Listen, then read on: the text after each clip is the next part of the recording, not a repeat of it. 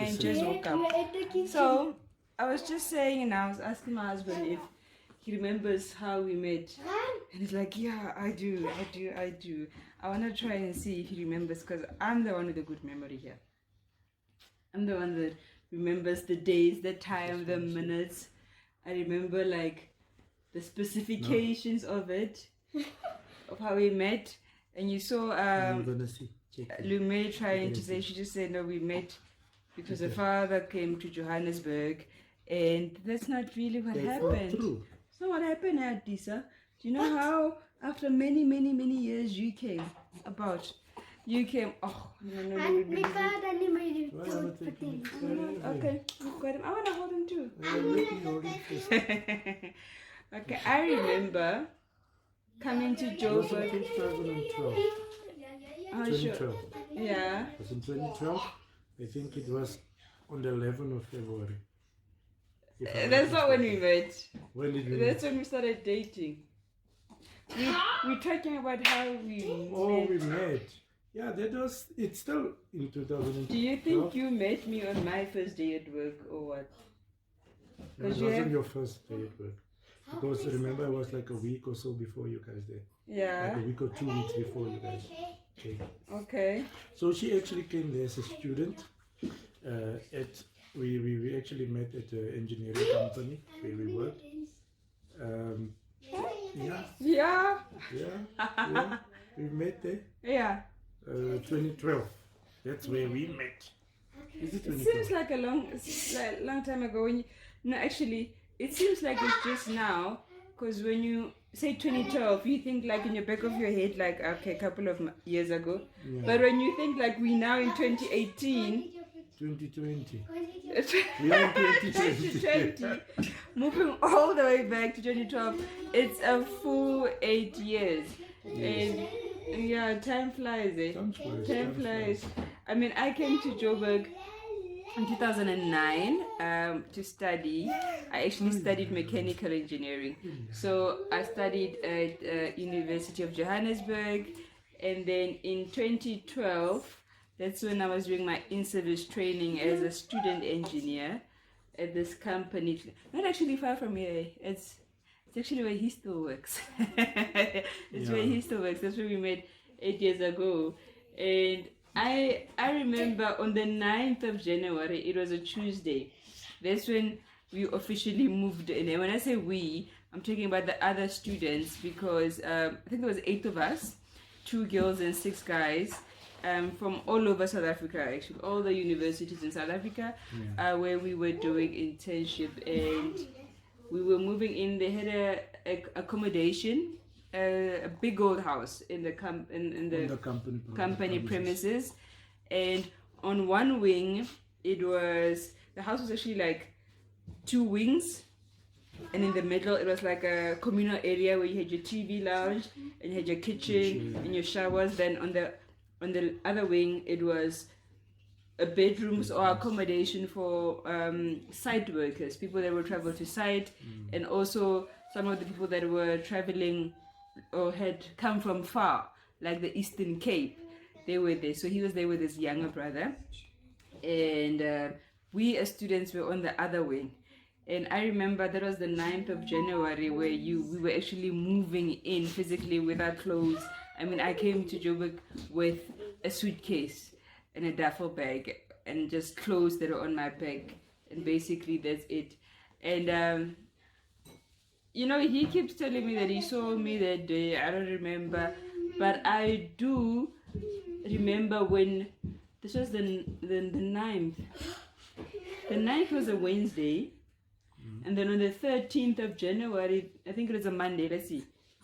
10, 11, 12. Thursday, 10 Thursday, 11 Friday, Saturday, Sunday. The 14th of January, which was a Monday, that's when I officially started to work at the company with my overalls, my safety boots. But do you remember what company did you turn down to actually join the other guys at? Yes! To come to the real Look at the coincidence. Look at the coincidence. So obviously before you get your in-service training, right? you apply, you look for jobs where you can, you can work or do your training. And I remember I was Max Steel. I went to an interview at Max Steel, but the branch in Joburg South. And then another company that's also not far from here, is literally like 500 meters down the road, IMS Engineering. So the whole coincidence about this is that his initials, it's IMS, Ignatius Malcolm Stanley. And I turned down the opportunity to work at a company called IMS Engineering, which is a fabulous company.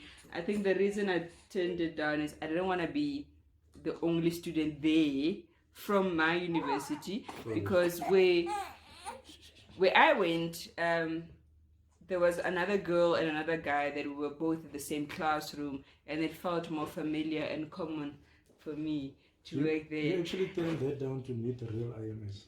Yeah. It does make sense. Yeah.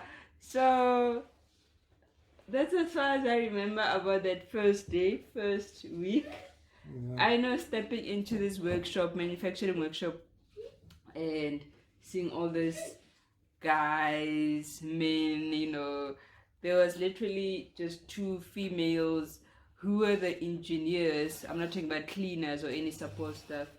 And I don't remember seeing you immediately. You know where I saw you? I saw you in the kitchen.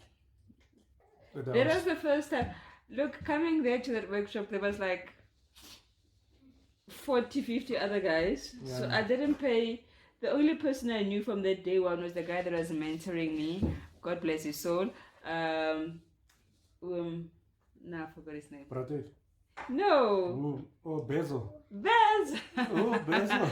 Bezo. So is another term in Afrikaans for uncle. But he was an elderly guy. I think he was well in his 70s. He was an engineer. I think he was a technician. Yeah. But he was basically a manufacturer. He worked with steel, and he was mentoring me and another girl that had come for this in-service training.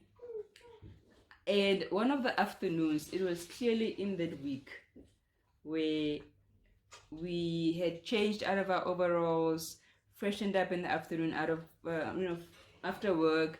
And I remember I had, because in a communal kitchen, there's just one microwave and one fridge for everybody and one stove.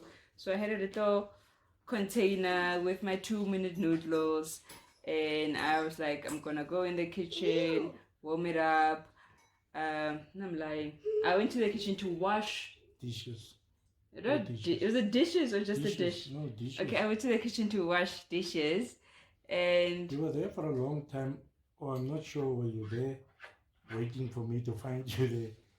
But you were there for a long time. But I basically didn't know you existed at that time. Oh, okay. I do remember when I went in there first, your brother was there. Yeah. I greeted him, and it was like, hi, na. And I went on about my business, and I think you came up from behind, from wherever, and you just greeted, but you didn't stay, you greeted and you went past. Yeah. I think so too. This is as far as I remember. Yeah, good old days. Yeah. And you know what, from that day, I think in the coming weekend, when everybody's there, walking around, doing about in the house, we started interacting more. We started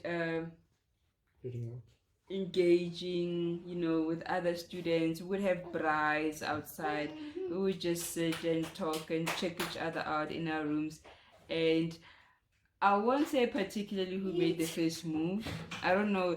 Nobody made a move. What do you mean? Nobody made a move. It was like a... It wasn't joint forces. It was. Because I clearly remember one of the guys that was across our room.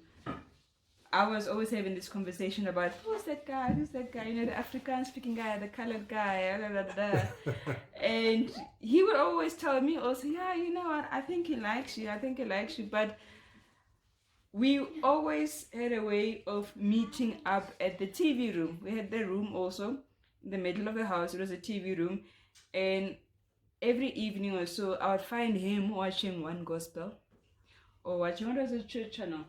It's One Gospel. Was it One? Okay, so One Gospel, 1G, yeah. it's a South African channel on DSTV. It basically DSTV is like our cable here in South Africa. It basically is like gospel, you know, church services, gospel music. So he was very into that. I don't know if he still is. Are you? He is still He into is. it. So it not was. No, it's It not is. He's still into that. Although I see quite minimal of watching one gospel here. Anyway, but I think it's because the kids take over the TV. The kids watch the TV 99%.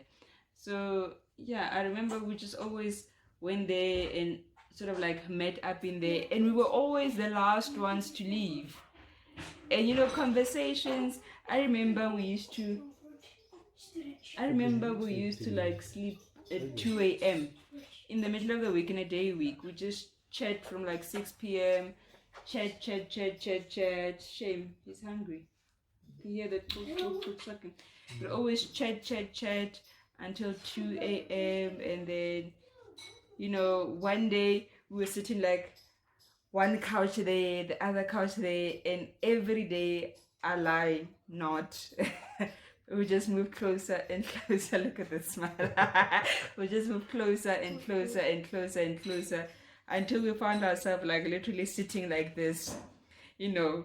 And being a girly girl, you like at one time and lean over. But I think what really dropped, what do you say, the nickel on the floor, what really made noise was in one particular time. I was eating an apple or something and I had an extra one. You remember? You brought an extra. No, I brought an extra. Yeah. And I'm like, hey, I used the move. My mom didn't tell me this, but I used the move. So literally I giving somebody I know, I sharing met with you. somebody doesn't I mean came you with make a 2 move. apples and I was biting on one. And I'm like, do you also want an apple? You know, I'm just taught that you shouldn't eat in front of people. You should give them. And he fell for it. And the rest is history. Yeah, that's as good as I can remember. The rest is history. And from there on, guys, we've come a long, long way. It's not as fun and joyful as it is here. Look, we basically, I always tell him, I don't know about what he feels, but I met him, I was 20 that year, and I grew up with him. Okay, anything before 20, you're basically a child. So from 20 to where I am now at 28 and 7 months, I grew up with him. I know no other world besides him. So basically that's how we met. Yeah. But that was a very exciting year, especially meeting new people and stuff like that. I remember it could have been anybody. Yeah, that also. It could have been anybody. But then I just fixed that thing somewhere very quickly. It can't be anybody. But I remember that 2012, we used to travel a lot, like you showing me places because you were very familiar with the places. Look, I'd been in Joburg for 3 years before you. And when I mean Joburg, Johannesburg, as in the core, Hillbrow, Doornfontein. So every weekend we had, you know. No. I can do it here. What do you think? You're not gonna show it to me. Are you getting pussy? Pussy was it? I want to make him a bottle, but mommy says she's gonna feed him somewhere on the bottle is for tonight. The bottle is for tonight. I'll just take it. The bottle is for tonight. There's a bottle for tonight. Yeah, shame. Little man is hungry. So we would actually like every weekend just hop into a taxi. We went especially to the CBD a lot. Johannesburg, Joburg, CBD. We did a whole lot of walking also around Kempton Park. Because you know, in the weekends, being a student, not having a lot of money, you have to find ways to preoccupy yourself. So we do a lot of walking around, going to places. Yeah, so basically... We used to walk a lot. We walked a lot. Look. I remember the one night after work, I think it wasn't a Friday, I think it was a Wednesday or Thursday. During the week? Yeah. Yeah. We went to Pick and Pay. Yeah. And Pick then- and Pay was about 3 kilometers. Yeah. About But 3 we were just strolling around. and Yes, stuff like that. but the point is we walked 3 kilometers. Let me tell the story. We walk our usual routine to Pick and Pay. Get to Pick and Pay, and then somebody have that idea like, my sister's friend stays here. I think we must just use this road because this road is going to take us there and there and there. Because at the time, I didn't know Joburg, and I have to rely on stuff like, okay. Then we just take the road because she and her sister drive through this road and stuff like that. And we've been walking. I've been on that road And once. walking. And And that it's- was probably 6-8 months before that day. So yeah, my memory was a bit foggy. Yeah. So we But were that's walking. not and even in the same year we met. But I'm just saying. That's no, like- is it not? It's not. When was it? We were already at Kwanzaa's house this time. Oh yeah, yeah. It was the following year. But still, it's the same thing. Kwanzaa's house. Okay, Kwanzaa's house. There's a guy by the name of Kwanzaa. What was he? Mozambique?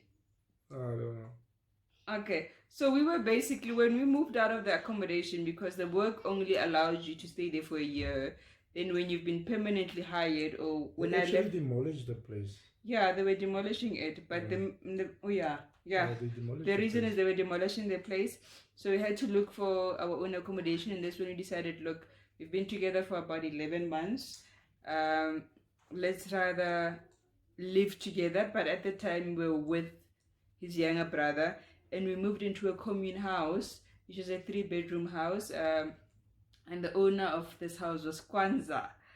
Is it Kwanzaa? Kwanzaa. Kwanzaa. Oh, there were so many wrong things about this house, guys. That is a topic for another day. You know, being a tenant, ne, with a landlord that cares zilch. Whether your geezer's working or not, whether you've got a cockroach infestation or not, they just don't care. Every The second week is the grass geezer. outside, it's not even grass, what is that? Bush. Like bush. We had bush that grew way above your knees on the perimeter of the house, which we literally had to spend our own money to get that cut and maintained. So And every second week is the geezer. That's a there's no problem. hot water. There's no hot water. Electricity, my word. 2014 and load shedding. Load shedding is a term here in South Africa we use for when the power supply company gets over demanded. They cannot demand everybody with electricity, so they've got different schedules of when they trip the power off. You know, you go 4 or 5 hours without power while they're busy serving another area. So basically, yeah, that's it. So what we did sometimes, we will not pay him. Then when you call, hey, where's my money? Say, then I think me and my brother, that's because very my brother typical. is very, Everybody does that. my brother is If your very landlord is short-tempered. fussing you, you don't pay. Yeah, my brother is very short-tempered, and he say, no, come get your money. When he gets to the house, the whole yard is clean, the grass is cut and everything. Then he say, so my money. Then we tell him, okay, right, that's where your money went. We clean the yard nicely. Your geyser is not working. You don't do anything about it. So for this month, we're not paying. And we did it like more than 3 times or so. Yeah. Because seriously, we were struggling with this guy, with this place. So Yeah, but yeah, I think, you know what, those experiences, they groomed us. yeah, starting from the groomed bottom, us. now we're here. Exactly. Yeah, Exactly. starting from the bottom. And the nice thing about this, all these places where we used to walk, sometimes when we drive past those places, I can tell you, do you remember Yeah. where we used to walk and stuff? Hey, And the walking, you know what, the walking really gave us good coordination. yeah, Because I promise you, we know just about each and every corner of the Israel. yes. You cannot, if you come to South Africa and you land at OR Tambo International Airport and you just get lost, tell us you is standing in front of this building. I promise you, we know where you are. Yeah. We know where you are. That's how many times we get lost. We got lost ourselves. We got lost. Sometimes we go to Rustenburg. Coming back home, we'd get lost. We got lost going to the Eastern Cape. Coming back home, we got lost. So yeah, it was a whole It's And everywhere we get lost, we end up staying there. You remember in Rheinfeld? On our way back from we Rustenburg. got lost one time. No, Rheinfeld. How did we get to Rheinfeld? It wasn't through that. No, it was we have to take roads to get to Rheinfeld, because I remember that's where we end up, through Davidton Springs there at the back. Where were we going? We're coming home From Rustenburg. from But Rustenburg. Davidton is on the other side. Yeah, but we got lost. Remember, we didn't know where we were going. Okay. Yeah. So yeah, that's the thing. Good. But yeah, guys, like people think that for us starting from scratch, it's very, it humbles you when you for like 8 years looking back. It really humbles you.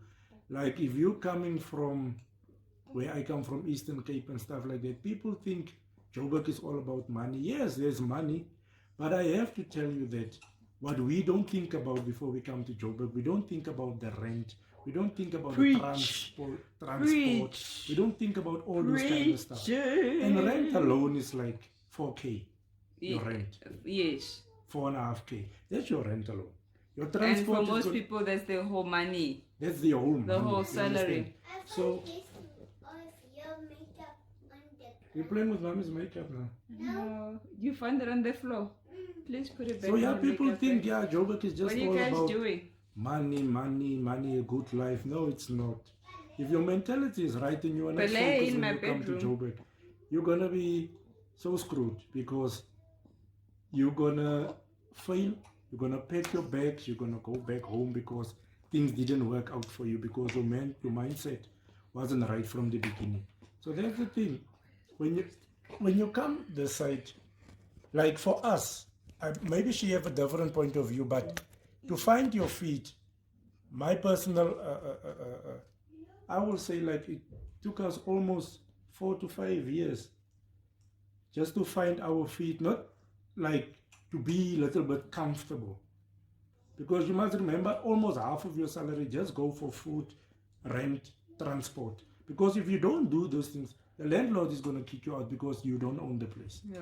If you don't have transport money, you can't get to work. They're going to fire you. You know, the way you're talking, it's like you're trying to educate a child out there somewhere. No, I'm just explaining, because some people, And especially I'm like, where I there's come from, passion in what you're saying. Yeah. Like, you're helping the generations that are I coming have from to the help them, farmland seriously. to come I live in have to help them. Johannesburg. Because Yeah. if they don't think about stuff like that, they're not going to make it out here. But you know what? It's all well and good.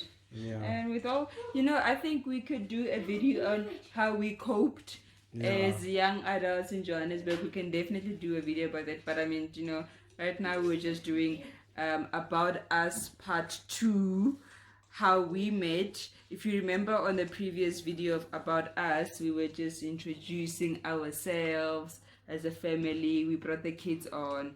So this is just a little bit about how we met. Yeah. And why is he still here? He's also a kid.